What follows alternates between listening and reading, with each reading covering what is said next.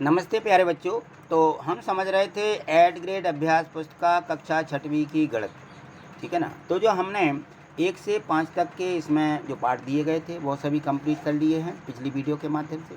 आज हम इसमें अगला जो इसका अध्याय दिया गया है, अध्याय 6 पाठ 6, इसको हम समझेंगे और इसी नोटबुक में हम इसको अच्छे से लिख लेंगे, ठीक है ना। यदि आपने ये पाठ कंप्लीट नहीं किए हैं तो इसके डिस्क्रिप्शन में लिंक दी है, यहाँ जाके देख सकते हैं। या पर सबसे अच्छा तरीका रहता है कि प्ले लिस्ट से सभी आपको वीडियो मिल जाएंगी। क्योंकि प्ले लिस्ट पर कैसे जाते हैं, यहाँ देखिए नीचे जो लिखा हुआ है गणित वाले सर, इसके नाम से ये चैनल है, इस पर क्लिक करें तो सीधे यहाँ पर PLAYLIST प्ले लिस्ट है दिखेगा आपको लिखा हुआ, उसको क्लिक करिए तो सभी वीडियो आपको खुल जाएंगी वहाँ पे और आप उनसे प्राप्त कर सकते हैं। चलिए आगे देखते हैं हम जो इसका अगला पार्ट दिया गया है। यहाँ पे देखें तो ये हमारा पूरा यहाँ समरी दी गई है 2023-24 और यहाँ देखें इसकी अनुक्रमण का दी गई है। ये सभी पार्ट जो हमें इसके कंप्लीट करना है 1 से 12 तक के पार्ट हैं और 13 में परिशिष्ट दिया गया है। आगे देखें तो इसमें जो है हमें आज हम पढ़ने वाले हैं पूर्णांक। इसमें दिया गया है, देखिए ये दिया है पूर्णांक। हम पूर्णांक को समझेंगे क्या होता है। तो ये दिया गया है अध्याय 6 पूर्णांक, ठीक है। तो आज हम पूर्णांक के बारे में पढ़ेंगे। इसके पहले जो है हमने प्राकृतिक संख्याएं पढ़ी हैं, गिनने वाली जो संख्याएं होती हैं प्राकृतिक संख्याएं पढ़ी, पूर्ण संख्याएं पढ़ी हैं कि प्राकृतिक संख्याओं में शून्य मिल गया है, 0 1 2 3 4, है ना। इस प्रकार से आगे तक की संख्या, तो ये पूर्ण संख्याएं भी हमने पढ़ ली हैं। और हमने देखा है कि हम जो संख्याओं का उपयोग करते हैं वो गिनने वाली जो संख्याएं होती हैं इन सभी का हमने उपयोग करना भी सीखा है, ठीक है। और उनमें शून्य भी शामिल होता है ना। तो हम जब कोई वस्तु लेन देन करते हैं, कोई वस्तु लेते हैं तो हम क्या करते हैं, उसको हम अपना पैसा देते हैं, है ना। जब हम कोई वस्तु लेते हैं तो पैसा देते जाते हैं तो वो हमारा धन होता है, हम उसको देते हैं, धनात्मक संख्या है, ठीक है ना। यदि मान लीजिए किसी से हम 5 रुपया उधार ले लेते हैं, क्या लेते हैं, उधार, तो हम उधार की संख्या को कैसे दर्शाएं। यह दर्शाने के लिए यहाँ पर हमने देखा कि जिसे हम ऋण बोलते हैं, क्या बोलते हैं, ऋण का चिन्ह, वो तो उन संख्याओं को ऋण चिन्ह से, उनको जो है ऋण चिन्ह से व्यक्त किया जाता है।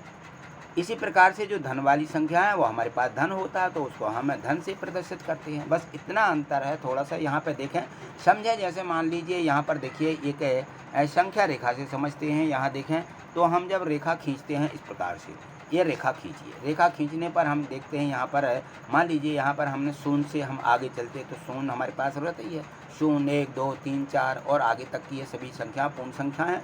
और 1 से लेकर के जो हमारी आगे तक की संख्या है प्राकृतिक संख्या हमें मिल गई है, ठीक है, इसको हम जानते हैं। अब यदि मान लीजिए हम 0 के बाद की संख्या प्राप्त करते हैं, 0 के बाद यदि हम 0 में 1 जोड़ दें तो इसमें 1 जो प्राप्त होगा ये परिवर्ती संख्या कहलाएगी। क्या कहलाती है, परिवर्ती। 0 की परिवर्ती 1 की परिवर्ती 2, 2 की परिवर्ती 3, यानी प्रत्येक संख्या की परिवर्ती 1 जोड़ते जाते हैं तो उसके बाद की संख्या हमें मिलती जाती है। इस प्रकार से परिवर्ती संख्या हमें प्राप्त होती जाती है। अब देखिए यदि मान लीजिए इसके विपरीत यदि हम कहें कि इसके पहले की संख्या, जैसे मान लीजिए यहाँ पे हमने देखा कि 5 के पहले 4, 4 के पहले 3, 3 के पहले 2, 2 के पहले क्या आया, यानी इसको बोलते हैं पूर्ववर्ती। क्या बोलते हैं, पूर्ववर्ती माने पहले की, इसको बोलते हैं पूर्ववर्ती संख्या, यानी जो संख्या उसके पहले वाली संख्या। तो अब यहाँ बात आती है कि 0 के पहले भी कोई संख्या है, तो 0 के पहले वाली जो संख्या पूर्ववर्ती संख्या है उसको दर्शाने के लिए हम ऋण के चिन्ह से दर्शाते जा रहे हैं, ठीक है ना। तो वो जो हमने धनात्मक संख्या यहाँ पे दर्शाई, इनमें कोई चिन्ह नहीं लिखा, ये सभी धनात्मक संख्या है। 0 के जैसे बाईं तरफ हम लिखेंगे तो इनको पूर्ववर्ती, 0 की पूर्ववर्ती ऋण 1 हो जाएगी, ऋण 1 की पूर्ववर्ती ऋण 2 हो जाएगी, ऋण 2 की पूर्ववर्ती ऋण 3, ऋण 3 की पूर्ववर्ती ऋण 4। इस प्रकार से आगे तक की जो संख्या है इस प्रकार से ऋण लगाते जाएंगे तो इनके ही समान एक दूसरी संख्या हमें प्राप्त हो जाती है, ठीक है। तो ये कहलाती हैं हमारे जो 0 से बाएं तरफ चलती हैं यह ऋणात्मक संख्या और 0 से दाएं तरफ की ये धनात्मक संख्या, ठीक है ना। तो ये बाएं तरफ की हम इनको बोलेंगे क्या, ऋणात्मक संख्या, ठीक। और ये कहलाएंगी हमारी कौन सी, धनात्मक संख्याएं, धनात्मक। अब देखिए धनात्मक और ऋणात्मक संख्या और इसमें शून्य भी शामिल है। क्या है, शून्य।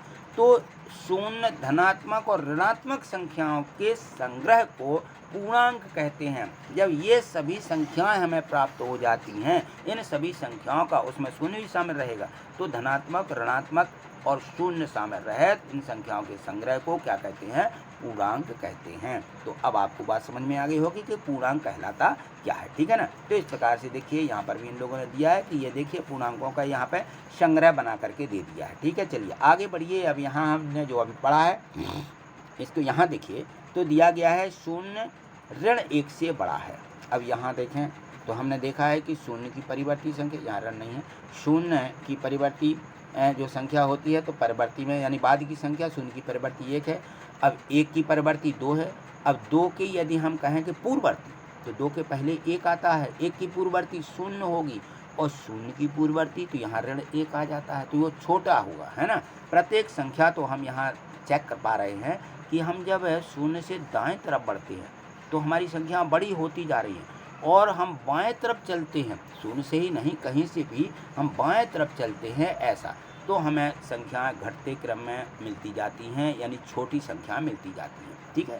तो यहाँ यही बताया जा रहा है कि 0 बड़ा है ऋण 1 से, ठीक है ना, और जबकि 1 जो है 0 से बड़ा होता है, तो 0 1 से बड़ा है, लेकिन 0 ऋण 1 से बड़ा है, और ऋण 1 ऋण 2 से बड़ा है, ऋण 2 ऋण 3 से बड़ा है। तो हमें आगे जो संख्या मिलेंगी, भले ही हमें संख्या बड़ी दिख रही है, लेकिन ये जो है 3 से ऋण 4 छोटे हैं, ठीक है ना। इस बात का हमें ध्यान रखना। चलिए आगे देखिए, यहाँ देखिए, यहाँ पे लिखा हुआ है पूर्ववर्ती यानी 1 कम, यहाँ पे लिखा परवर्ती माने 1 अधिक। किससे अधिक किससे कम? यहाँ देखिए संख्या दी गई है मध्य में, तो संख्या 1 की परवर्ती 2 होगी। अब संख्या 1 की पूर्ववर्ती 1 के पहले वाली तो 0 होगी, ठीक है। इस प्रकार से ये यहाँ पे बताया जा रहा है कि ये परवर्ती होगी यानी बाद की, और यह पूर्ववर्ती होगी यानी पहले की। 2 की देखिए, 2 की परवर्ती संख्या 3 हो जाती है, और 2 की पूर्ववर्ती संख्या यानी 2 के पहले जो आती है वो ऋण 1 आता है, ठीक है ना। अब यहाँ 0 की परवर्ती 1, और यहाँ पे देखें तो 0 की पूर्ववर्ती पहले की संख्या ऋण 1, ठीक। तो ऋण 2 की पूर्ववर्ती ऋण 3 हो जाएगी, ठीक। और यहाँ पे 3 की पूर्ववर्ती देखें तो 2 हो जाएगी। इसी प्रकार 10 की पूर्ववर्ती 9 हो जाएगी, यानी एक उससे कम, और यहाँ पे परवर्ती में 1 अधिक, ठीक है ना। तो इस प्रकार से पूर्ववर्ती और परवर्ती संख्याओं को हमें लिखना है, समझना भी है। यहाँ देखें संख्या रेखा पर कुछ संख्याओं के जोड़ इस प्रकार से बताए गए हैं। तो यहाँ देखिए, जोड़ना, घटाना, गुणा भी रहता है, ये संख्या रेखा के माध्यम से थोड़ा सा हम यहाँ देखेंगे। तो यहाँ पे थोड़ा सा और थोड़ी सी साइज देखते हैं। अब आपको दिख रहा होगा स्पष्ट रूप से, यहाँ संख्या रेखा दी गई है 0 से आगे चलिए 1 कदम, तो यहाँ पे मान लीजिए 3 मिल गया, और 0 से आगे जाते हैं यहाँ पे देखिए, तो यहाँ पे यहाँ तक कितना 3 पर पहुँच गए, और यहाँ से सीधे 5। तो देखें यहाँ पर ये जो संख्या आगे हम बढ़ा रहे हैं, यहाँ पे 3 और 5 कितना कहाँ पहुँच जाएंगे? 8 पर। तो कहने का मतलब ये है कि यदि हम 3 और 5 को जोड़ें तो कितना मिल जाता है? 8 मिल जाता है। चल रहा कहाँ से है? 0 से। जब हम कभी जोड़ते हैं इस प्रकार की संख्याओं को, यदि हमें दोनों अंक धन धन के दिए हैं तो हम सीधे दाईं तरफ चलेंगे। अब यदि मान लीजिए इनको यहाँ पे ऋण 3 ऋण 5, अब हमें इनको जोड़ना है, तो हम 0 से बाएं तरफ चलेंगे, ठीक है ना। 0 से बाएं तरफ 3 अंक, और 3 से बाएं तरफ चलेंगे 5 अंक, ठीक है ना। यहाँ से 1 2 3 4 5 कदम कहना चाहिए, है ना। तो अब हम ऋण 3 और ऋण 5 को जोड़ेंगे, तब हमें क्या प्राप्त होगा? ऋण 8 प्राप्त होगा। इनको भी हम जोड़ना कहेंगे, यानी हम ऋण 3 को क्या करेंगे? जोड़ेंगे किसमें? ऋण 5 में। इस प्रकार से तो हमें संख्या क्या मिलेगी? ऋण 8 मिलेगी। यह हम संख्या रेखा से यहाँ देख पा रहे हैं, ठीक है। चलिए आगे देखिए, तो ये हो गया इसमें। अब चलिए यहाँ ऋण 2 है, यहाँ धन 6 है, ठीक। अब हम कहाँ से चलेंगे? संख्या रेखा पर ऋण 2 से चलेंगे। तो देखिए यहाँ पे दर्शाया जा रहा है कि हमें ऋण 2 से कहाँ तक जाना है? 6 तक जाना है। तो 6 तक जाने के लिए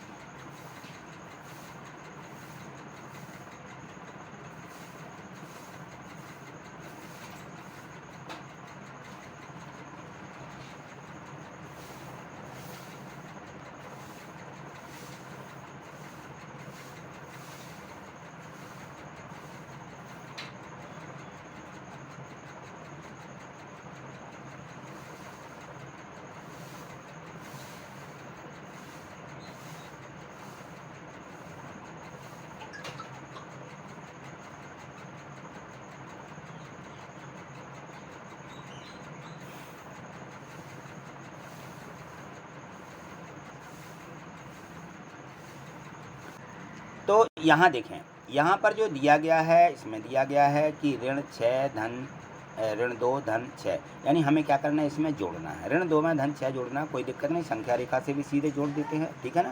और ऋण 4 में धन ऋण 2 करना है, यानी ऋण 4 और ऋण 2 को जोड़ना है। तो ये हमने अभी सीखा है कि किस प्रकार से संख्या प्राप्त होती है। अब चलिए थोड़े से उदाहरण के रूप में यहाँ घटाना देखते हैं। क्या? संख्या पूर्णांकों का घटाना।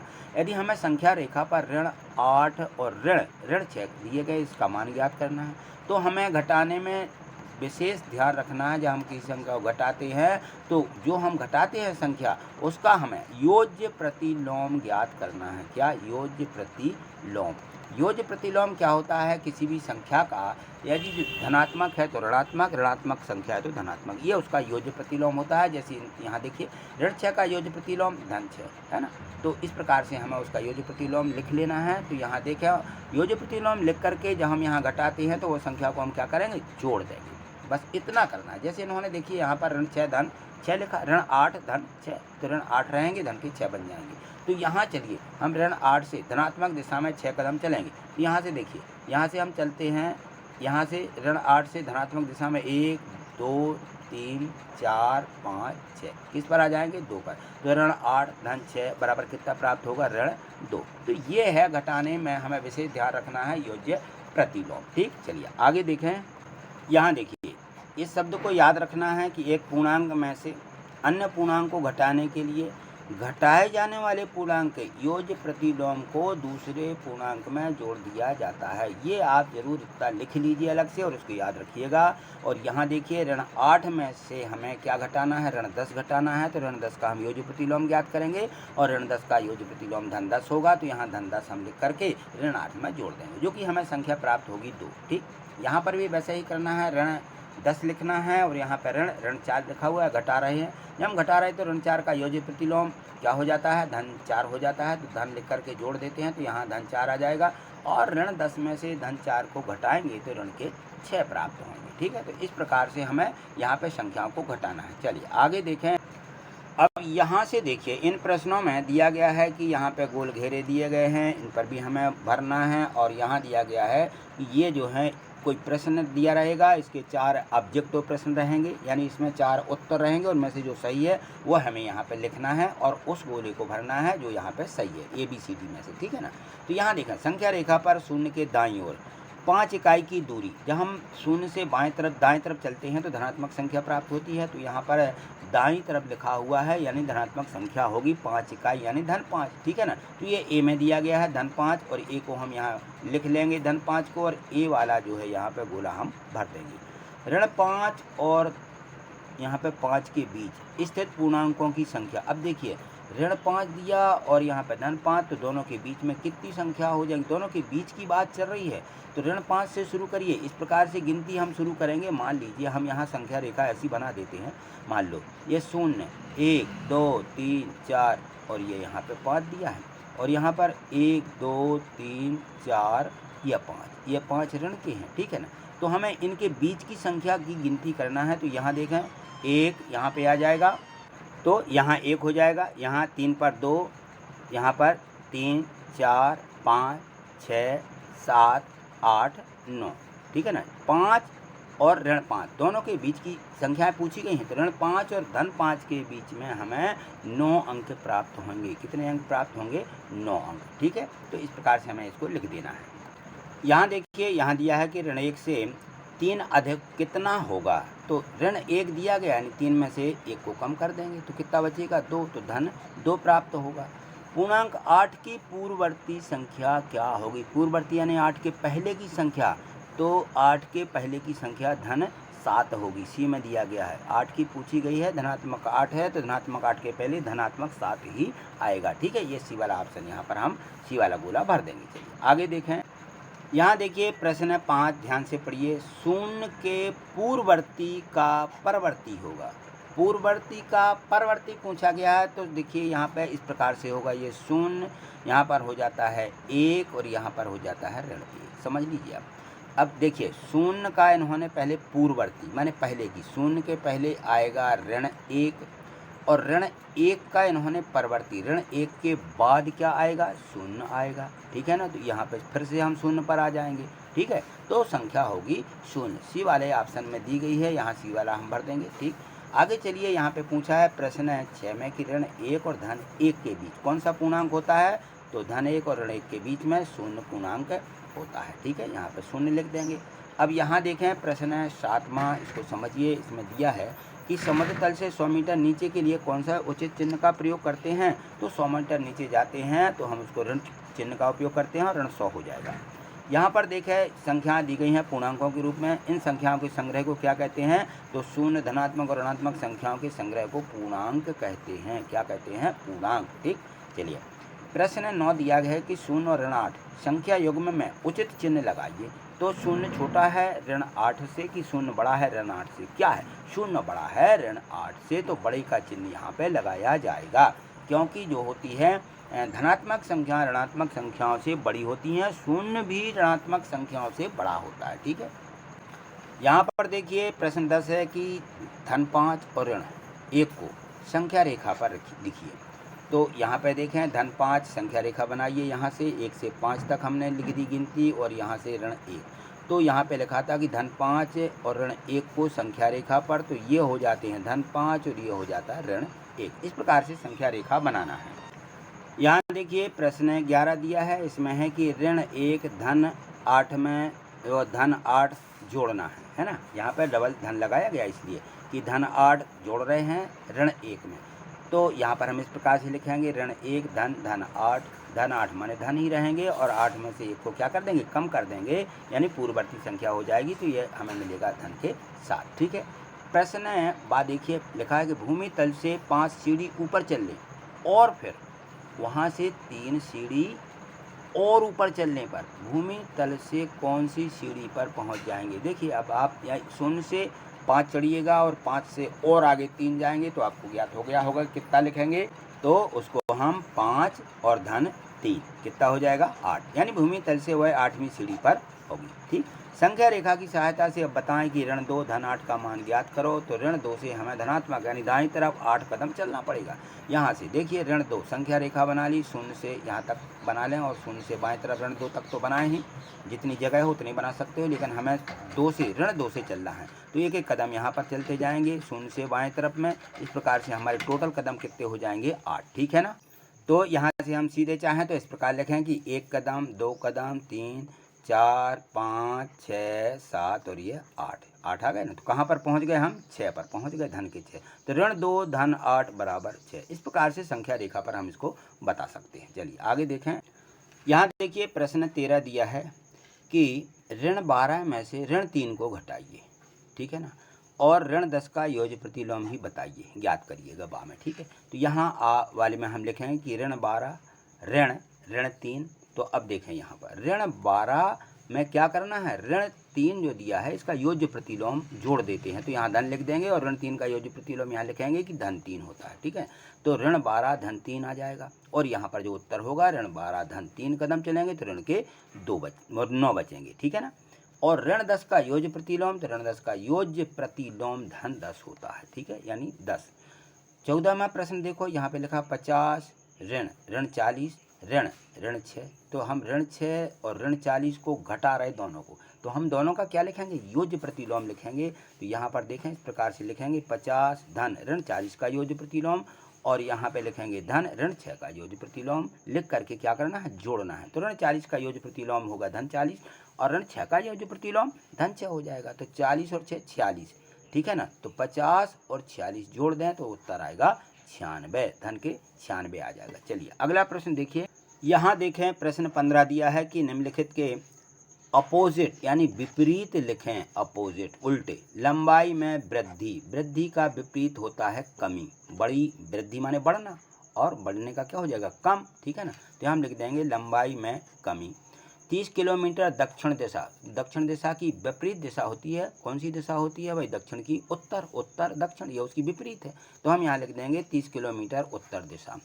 256 रुपये की हानि क्या, लाभ, उसका विपरीत क्या हो जाएगा, लाभ। तो हम हानि 256 रुपये का लाभ यहाँ लिख लीजिए, 256 रुपये का लाभ। धनात्मक पूर्णांक, तो हम क्या लिखेंगे, ऋणात्मक पूर्णांक। हमें इनके क्या करना थे, विपरीत यहाँ पे लिख देना, ठीक है। तो चलिए ये लास्ट प्रश्न था इसके, जो हमने 1 से 15 तक के सभी प्रश्न यहाँ पे समझे हैं।